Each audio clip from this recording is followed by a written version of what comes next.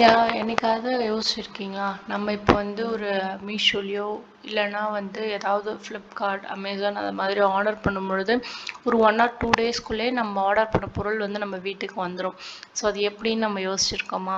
So இதுக்கு பின்னாடியே ஆக்சுவலாக வந்து ஒரு விஷயம் ஒழிஞ்சிட்ருக்கு. அதான் வந்து எஸ்சிஎம்னு சொல்லுவாங்க, சப்ளை செயின் மேனேஜ்மெண்ட். ஸோ அந்த சப்ளை செயின் மேனேஜ்மெண்ட் அது எப்படி ஒர்க் ஆகுதுன்றதை வந்து ஃபர்ஸ்ட் பார்க்கலாம். What is mean by SCM அப்படின்னா சப்ளை செயின் மேனேஜ்மெண்ட் அப்படின்னா என்னன்னா managing of the flow of goods and services. அது வந்து ஒரு ப்ராடக்ட் ரெடி பண்ணணும்னா அதுக்கு ஃபர்ஸ்ட் வந்து ரா மெட்டீரியல் தேவைப்படும். ஸோ ரா மெட்டீரியல்லேருந்து ஆரம்பித்து அது வந்து ஒரு கஸ்டமருக்கான நீடுங்க. ஸோ அந்த கஸ்டமரை ரீச் பண்ணுற வரைக்கும் கரெக்டாக ஒரு ஃப்ளோ இருக்குல்ல, அந்த ஃப்ளோ எங்கேயும் டிஸ்டர்ப் ஆகாமல் இருந்தது அது அந்த ஒரு ப்ராடக்டை ரெடி பண்ணதுக்கான ஒரு வேல்யூவே கஸ்டமர் அதை யூஸ் பண்ணுறது தான். ஸோ அதை நம்ம வந்து அனுபவிக்க முடியும். ஸோ அந்த ஃப்ளோ டிஸ்டர்ப் ஆகாமல் இருக்கணும்னா அது வந்து ஒரு செயின், அந்த செயின் டிஸ்டர்ப் ஆகக்கூடாது. ஸோ அதுதான் சப்ளை செயின் மேனேஜ்மெண்ட், அதை தான் மேனேஜ் பண்ண போகிறோம். ஸோ சிம்பிளாக சொல்லணும்னா எஸ்சிஎம்ன்றது வந்து ஒரு process of managing the entire journey of product. So ஒரு ப்ராடக்ட் வந்து உருவாகிறதுலேருந்து கடைசியாக அது பயனடைகிற வரைக்கும் ஒரு ஜேர்னி, அந்த ஜேர்னியை வந்து மேனேஜ் பண்ணுறது தான் வந்து சப்ளை செயின் மேனேஜ்மெண்ட்.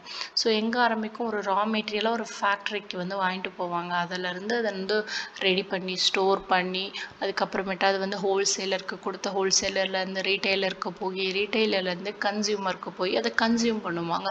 ஸோ அது வரைக்கும் வந்து சப்ளை செயின் மேனேஜ்மெண்ட்டுன்றது இருக்கும். அண்ட் கீ ஸ்டேஜஸ் இந்த சப்ளை செயின் அப்படின்னு பார்த்தீங்கன்னா சப்ளையர். சப்ளையர்னால் யாருன்னா இந்த இடத்துல வந்து நம்மளுக்கான ரா மெட்டீரியலை சப்ளை பண்ணுறது தான் சப்ளையர். அண்ட் மேனுஃபேக்சர், நம்ம தான் மேனுஃபேக்சர் பண்ண போகிறோம். ஸோ அந்த சப்ளை, இப்போ ஒரு எக்ஸாம்பிள் ஒரு ப்ரெட்டு செய்ய போகிறோன்னா வந்து ஒரு வீட் தேவைப்படுது. ஸோ அந்த வீட்டை வந்து நம்ம சப்ளையர்கிட்டேருந்து வாங்குகிறோம்.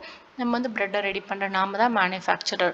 ஸோ அந்த ரெடி பண்ண ப்ரெட்டை வந்து ஒரு இடத்துல ஸ்டோர் பண்ணணும் இல்லையா, ஸோ அதை வேர் ஹவுஸ்னு சொல்லுவாங்க. நெக்ஸ்ட் வந்து நான் டிஸ்ட்ரிபியூட் பண்ணணும். ஸோ டிஸ்ட்ரிபியூட் பண்ணும்பொழுது அதை வந்து ஹோல்சேலருக்கு ரீட்டைலருக்கெல்லாம் நம்ம டிஸ்ட்ரிபியூட் பண்ணுவோம். சம் கேசஸில் வந்து இப்போ ஆன்லைன் ஷாப்பிங் இருக்கிறதுனால ஆன்லைன்லேயும் நம்ம செல் பண்ணுற மாதிரி இருக்கும்.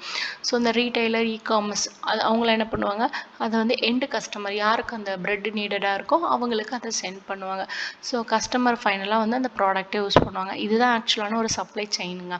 இந்த செயினில் எந்த இடத்துலையும் வந்து விரிசல் விழாமல் நம்ம மேனேஜ் பண்ணணும்.